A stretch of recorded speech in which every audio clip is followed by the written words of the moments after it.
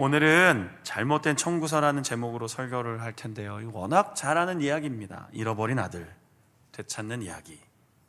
특히 둘째 아들을 중심으로 오늘은 설교를 전하려고 합니다. 왜 그랬는지는 이유가 나와 있지 않습니다.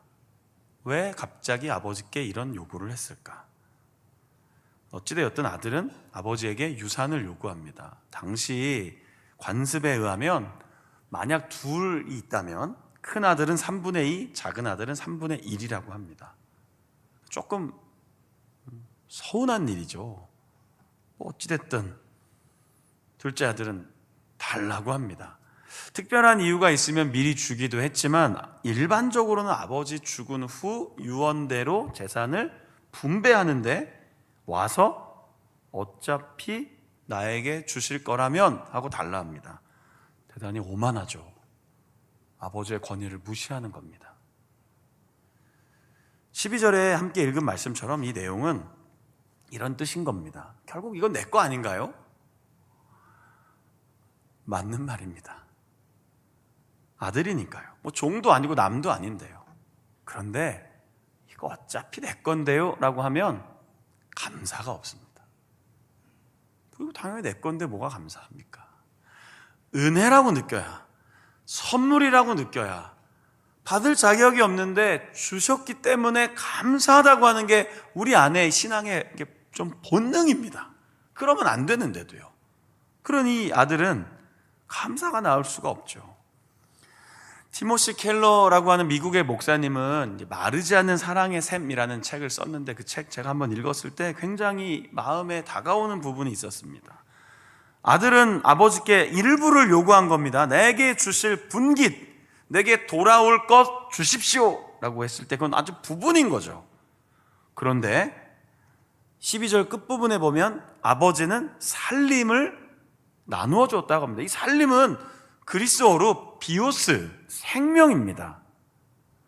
아들은 분명히 일부를 요구했습니다. 3분의 1, 그거 내 몫이잖아요 라고 달라고 했습니다. 그런데 아버지는 전부를 주었다고 성경의 저자가 표현을 해놓은 겁니다. 재산이나 돈과 같은 단어로 묘사할 수도 있었는데 누가복음의 저자 누가는 아버지는 아들에게 생명을 주었다고 기록을 해놓은 겁니다. 자, 이 둘째 아들의 모습을 보며 우리 자신을 돌아보게 됩니다. 우리도 종종 그럽니다. 하나님께 일부를 좀 주세요. 제가 뭐 언제 다 달라고 했나요? 제가 모든 걸 다 달라고 했나요? 이거 하나만 좀 들어달라고 하는데 하나님 왜 안 들어주세요? 라고 할 때가 있습니다. 그렇게 무리한 요구는 아니잖아요.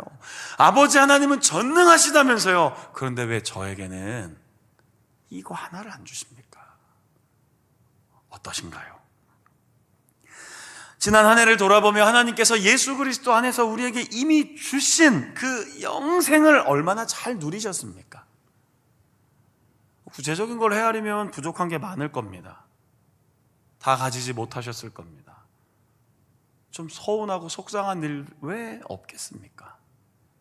그런데 이미 주신 그 영원한 생명, 영생을 누리게 하시는, 근데 어쩌면 이게 너무 어마어마해서 못 느끼는 것 같습니다. 왜요? 오늘 제가 만약 예배를 끝나고 예를 들면 우리 성도님들께 제가 오늘 여러분들에게 10,000원씩 드리겠습니다 이러면 어때요? 마음이 좋잖아요. 좀 와닿지 않습니까? 그런데 그럴 수는 없습니다. 좀 돈이 그렇게 많지는 않습니다. 너무 갑자기 이렇게 크게 얘기하시니까 어찌할 바를 모르겠습니다. 이걸 정말 드려야 되나? 네. 그런데 만약에 제가 오늘 예배 끝나고 나가시는 분들에게 1억씩 드리겠으면 못 믿을 겁니다. 그걸 어떻게 믿겠습니까? 영생이 그런 것 같습니다. 너무 어마어마한 선물이라 감사가 잘 안 되는 것 같습니다. 그런데 우리는 그 은혜를 받은 사람들입니다. 그러니까 서운해하고 속상할 일 앞에서도 감사를 붙잡아야 하는 것이죠. 그런데 둘째 아들은 결국 감사를 잃어버리고 은혜를 잃어버리니까 어떻게 해요? 아버지 집을 떠납니다. 그 좋은 집을요. 그 풍성한 은혜의 자리를 떠나고 뒤로 하고 나갑니다. 그리고 13절에 보니까 너무 잘 아시는 것처럼 다 잃어버립니다. 감사하지 않으면 다 잃어버립니다. 내게 아닌 겁니다. 이미 허비하고 낭비하고 방탕하고, 둘째 아들 못되게 살았다고 비난하는 거 아닙니다. 그러나 그 아들의 마지막 가까이 가보십시오. 그는 어디까지 갑니까? 비참한 자리까지 갑니다. 인터넷에 떠도는 이야기인데 제가 설교할 때 종종 이렇게 쓰는 예화거든요. PPT 좀 한번 열어줘 보실래요? 어느 날 어린 딸이 엄마에게 청구서를 낸 겁니다. 엄마 2,000원, 1,000원, 3,000원 총 청구서 13,000원. 엄마가 뭐라고 답변을 했습니까? 딸아, 엄마는 너 뱃속에 10달 무료, 밤새 간호해 준 거 무료, 지금까지 키우느라 힘들었던 거 생각은 나지만 무료, 집, 애정, 옷 다 등등등등 무료. 어떠십니까? 우리와 하나님의 모습 같지 않습니까? 하나님 뭘 해주셨나요?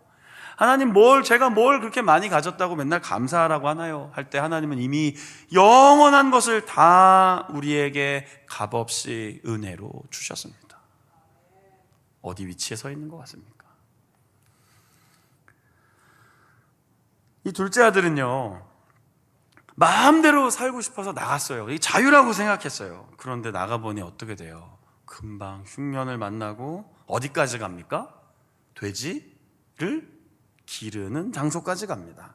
그리고 돼지가 먹는 열매를 먹고자 하는데 그것도 주는 사람이 없습니다. 그때서야 깨닫습니다. 왜 돼지가 나왔는지 아시죠? 유대인들이 이 돼지는 저주의 상징입니다. 이건 완전히 밑바닥이고요, 갈 때까지 간 거고 더 이상 일으킬 수 없는 상황을 돼지라고 표현한 겁니다. 우리로 말하면 너무 좋죠. 돼지고기 친근하시잖아요. 유대인들은 그렇지 않습니다. 먹지도 않을 뿐더러 기르지도 않고 그 돼지가 먹는 열매를 먹을 정도로 어디까지 간 겁니까? 최악의 상황까지 간 겁니다. 그런데 놀랍게도 바로 그때 둘째 아들은 아버지 생각이 납니다. 이게 참 신기하죠. 비로소 아버지 생각이 났습니다.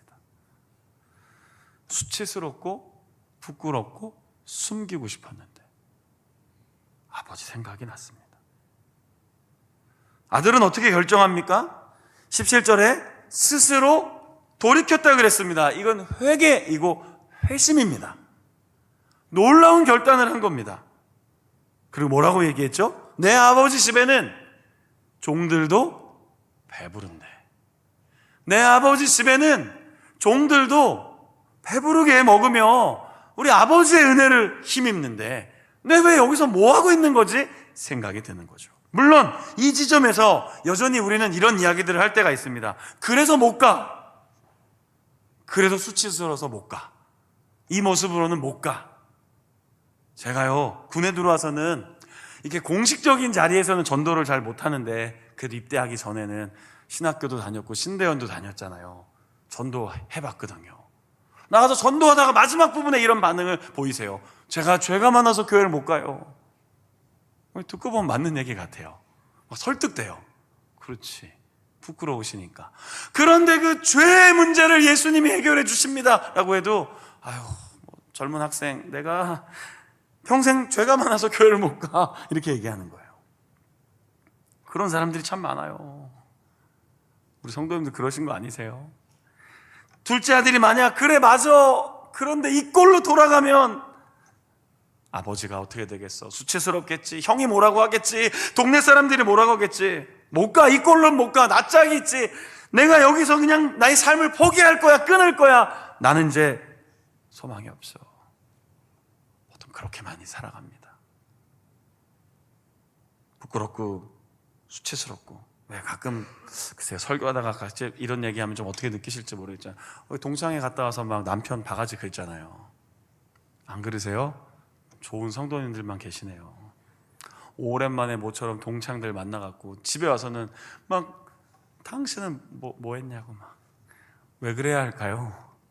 받은 은혜를 잃어버리면 없는 것만 보이는 겁니다. 그런데 이 둘째 아들은 그 처절한 상황에서 은혜가 무엇인지 깨달았습니다. 그리고 결심합니다.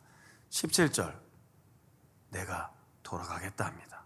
18절, 일어나서 아버지께 간다고 얘기합니다. 그리고 뭐라고 얘기하죠? 내가 돌아가면 아들은 차마 할 수 없고 종으로 받아달라고 해야겠다 하고 일어서서 아버지께로 갑니다. 이 설교를 저도 참 많이 했고 많이 들으셨죠?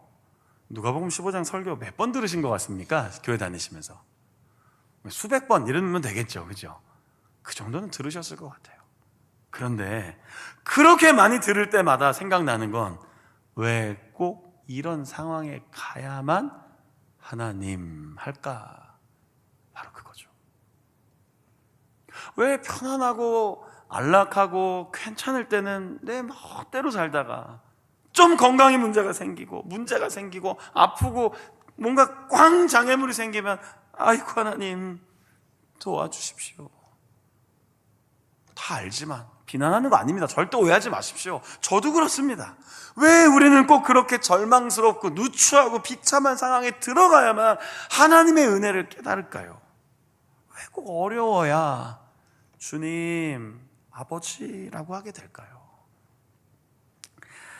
제 이야기를 좀 들려드리면 좀 이해가 되실지 또 더 어려우실지 모르겠지만 한번 해드리겠습니다. 지난 한 주간 조금 걱정스럽게 한 주간을 보냈습니다. 제가 이렇게 뭐 표현을 잘 안 해서 뭐가 있었는지 잘 모르셨겠지만 한 2주 전에 대전병원에, 여기 국군대전병원에 다리가 좀 아파서 좀 다리가 좀 계속 아프거든요.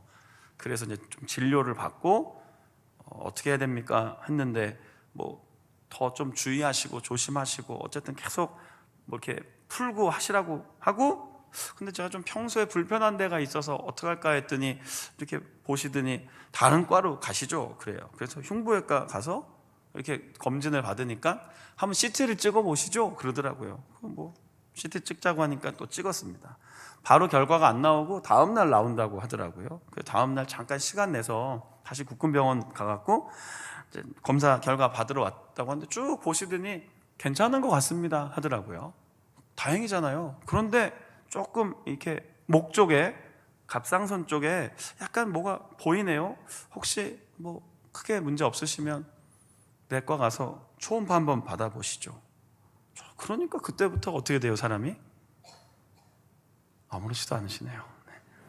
네, 뭐 내일 아니긴 하니까. 네, 농담입니다. 또 상처받지 마십시오. 갑상선 쪽에 뭐가 이상하다고 하니까 이렇게 목을 좀 만져보는데 뭐 잡히지도 않고 막 그래요. 그래서 뭐 인터넷 검색해보니까 뭐 이러이러한 증상들이 있다는데 대부분 해당은 안다는데, 사실 제가 계속 목이 좀 자꾸 쉬니까 자꾸 쉰 목소리가 나오는 것도 뭐 할 수 있으니 검진을 받으라고 하는. 근데 지난주에 정말 목이 많이 쉬었거든요. 목이 왜 이렇게 자꾸 와서 쉬지 하는데 그럼 거기가 이상한가 하니까 몸이 그때부터 아픈 거예요. 아파요. 정말 막 아픈 것 같아요. 자꾸 만져보고 막 자꾸 하고. 어쨌든 저희 아내도 걱정하고 뭐 이러다가 제가 출장도 갔었어요. 지난 한 주간 출장이 좀 많았거든요. 출장 중에 계속 신경이 쓰이는 거예요. 밥 먹을 때도 신경 쓰이고 뭐 때도 신경 쓰이고. 그리고 한 이틀 전쯤에는 정말 그러면 어떡하지? 라는 생각이 들기 시작하는 거예요. 그리고 이거 우리 교회 진짜 아프신 분들 많은데 나까지 아프다고 하면 이거 교회 짐을 드리는 건데, 우리 가족들 놀라면 안 되는데, 아무 일 없어야 되는데, 그러니까 어떻게 돼요? 기도가 나오기 시작합니다. 간절한 기도. 기도야 매일 하죠. 새벽 기도도 하고 만나면 저보고 다 기도해달라고 하는데요. 왜 그러세요 맨날? 만나면 본인들이 기도하셔도 되는데 그래도 목사님이 기도하시죠. 밥을 먹으러 가도 뭘 해도 항상 왜 다 저한테만 이렇게 기도를 부탁하십니까? 제 면허라도 땄나요? 대표기도 면허 다 저한테 기도하니까 제가 기도합니다. 늘 기도하는 사람인데 간절한 기도가 나오는 거예요. 하나님 안 됩니다. 괜찮아야 합니다. 그리고 지난 목요일에 검사 받으러 갔어요. 아침에 갔는데 이제 누우라고 그러고 여기 막 뭐 발라주고 잠깐 이렇게 목 탁 대주는데 그 한 5초, 그 한 4초, 5초 의료 선생님이 들어오기 전 한 몇 초가 얼마나 간절한지 아시죠? 침대에 누워서 하늘을 이렇게 보고 있는데 주여, 아버지. 제가 이렇게 좀 약간 웃으면서 얘기한다는 거는 어떻다는 거예요? 별일 없다는 거겠죠. 안 그러시면 제가 지금 울고 있을 거 아닙니까? 성도님들 진짜 결과가 막 안 좋게 나왔는데 이럴 거 아닙니까? 어쨌든 하고 다시 내과 들어가니까 군의관님이 깨끗한데요? 지난번에 뭐가 이렇게 좀 잘못됐는지 직접 목을 찍어보니까 깨끗합니다. 자, 그리고 이제 병원을 나오는데 아휴, 참 마음이 죄송한 거예요, 하나님께. 왜 흔들릴까? 왜 흔들릴 수밖에 없나? 내 삶에 작은 문제가 생길 것 같으니 이럴 때는 어떻게 해야 돼요? 저 맨날 설교하잖아요, 이렇게 강단에서. 더 믿음으로, 더 기도하시면서 말씀과 기도로 이렇게 막 부르짖고 막 찬양인도 할 때 막 와 고래고래 소리 지르고 그러다가 갑자기 좀 이상한 게 보이네요 하니까 엄청 위축되는 거예요. 흔들리는 거예요. 지난주 화요일에 세미나 갔는데 군종 목사님들 세미나 첫날 설교가 그거였어요. 목사님들 믿음으로 살아가십시오. 하나님이 여러분들을 이끌어 가시는 분이십니다. 여러분의 계획과 여러분의 생각보다 하나님의 뜻이 우선이어야 합니다. 그런데 가장 중요한 건 믿음이어야 합니다. 목사님들 믿음으로 살아가십시오. 근데 그 믿음의 고백이 잘 안 되는 거예요. 둘째 아들 같은 거예요. 뭐가 좀 이상한데요, 뭐가 좀 잘못됐는데요 한 그 순간에 돼서야 아버지라고 붙잡는 제 모습을 보면서 하나님이 사랑하실까?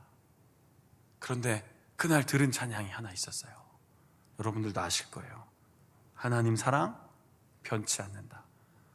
참 그 목요일에 저 아내에게도 잘 얘기 안 했어요, 이 얘기를. 금요일에 얼마나 그 찬양 듣는데 눈물이 나는지. 변하시지 않는데, 단 한 번도 변하신 적 없는데 나는 왜 맨날 왔다 갔다 할까? 그래서 오늘 그 찬양을 같이 한번 부르려고. 악보 좀 있으면 가사나 악보 띄워주십시오. 하나님 사랑은 변합니까? 변하지 않습니까? 변하지 않습니다. 그럼 우리도 흔들릴 수 없습니다. 하나님의 사랑 변치 않는다. 한번 찬양해 볼까요? 하나님 사랑 변치 않는다. 하나님 사랑 변치 않는다. 하나님 사랑 변치 않는다.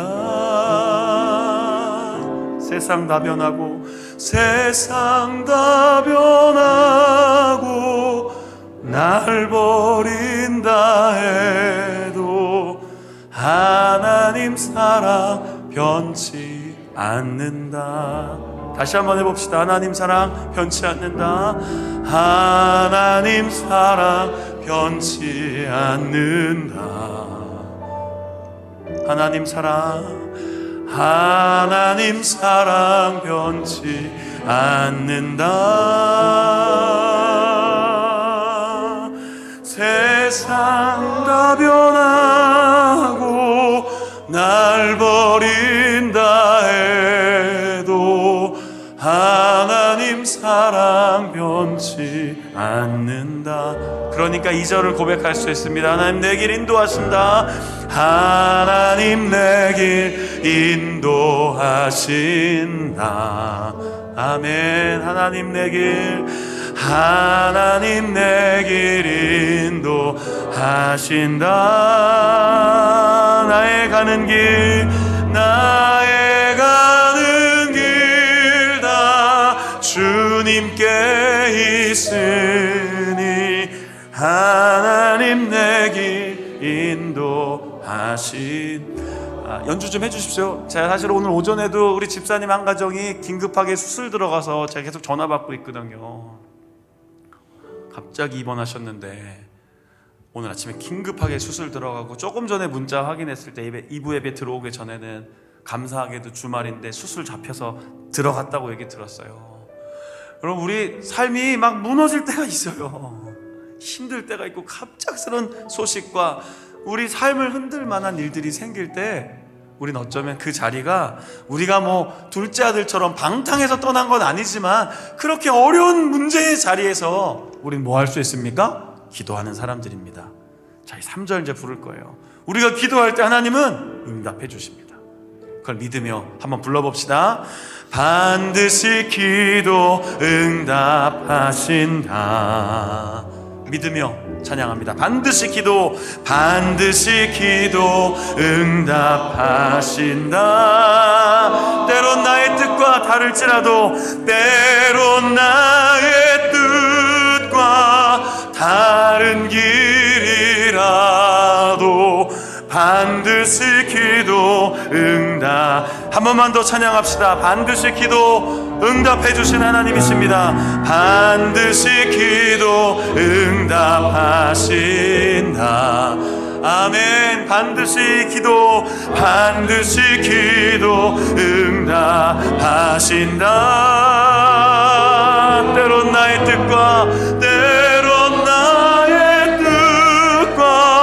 다른 길이라도 반드시 기도 응답. 그런 마음으로 4절을 마지막 부릅니다. 하늘의 것을 구하며 산다. 하늘의 것을 구하며 산다. 하늘의 것을 구하면 산다. 세상 헛된 것에 소망 두지 말고 하늘의 것을 구하면 산다. 아멘. 하나님의 은혜를 찬양합니다. 비참하고 쓰러지고 넘어질 때가 있습니다. 우리 순간에 왜 없겠습니까? 우리도 때로는 막 하나님 원망하면서 예배의 자리 어길 때 있잖아요. 기도의 자리 안 가려고 할 때 있잖아요. 그러나 그때 본능적으로 누군가를 찾는다니까요. 그런데 우리에겐 하나님 아버지가 계심을 잊지 마십시오. 둘째 아들 집 나가면 어떤 고생할지 아버지가 몰랐겠습니까? 이 아버지는 하나님이신데요. 예수님이 이야기하신 이 아버지는 하나님 아버지입니다. 다 알고 계십니다. 그런데 왜 둘째 아들 놔두었을까요? 이런 마음일까요? 그래, 한번 뭐 나가서 땡 고생해봐라. 하나님은 그런 분 아니십니다.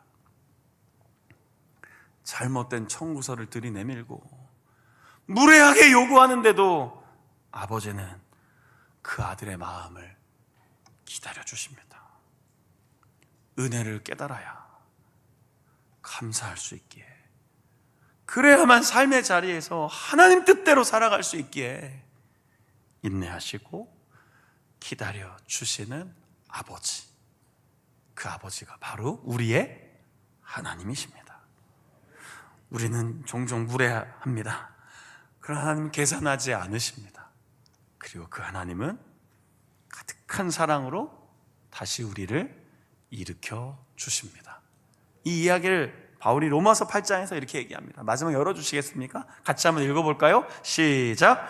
자기 아들을 아끼지 아니하시고 우리 모든 사람을 위하여 내주신 이가 어찌 그 아들과 함께 모든 것을 우리에게 주시지 아니하겠느냐. 아멘. 저 답변해 보십시오. 어떻게 하시겠습니까? 안 주실까요? 주십니다. 반드시 가장 좋은 때 우리의 삶을 풍성하게 하나님은 이끌어 주십니다. 그걸 기억하며, 우리가 받은 은혜 기억하며 이번 한 주간 10월, 11월 한 달 감사합시다. 감사할 수 없어도 감사합시다. 모든 상황 속에 감사의 이유가 되시는 예수님과 동행하며 승리하기를 예수 그리스도의 이름으로 축복합니다. 아멘.